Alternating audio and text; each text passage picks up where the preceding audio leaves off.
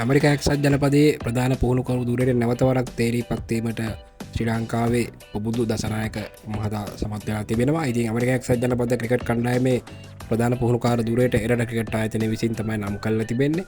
2016 වසරේ සිට 2019 කාල සීමාව දක්වා ඔහු ඇමරිකා එක්සත් ජනපද කණ්ඩායමේ ප්‍රධාන පුහුණුකාර ධූරයේ හොබවලා තිබෙනවා.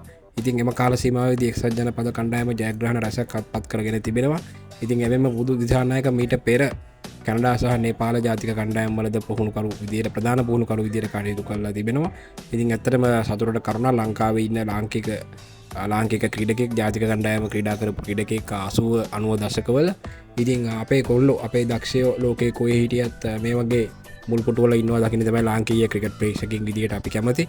ඉතින් ලාංකීය ක්‍රිකට් ප්‍රේක්ෂකයින් විදියට ඔයගොල්ලන්ට මේ ගැන හිතන අදහස් පහලින් දක්වාගෙන යන්න.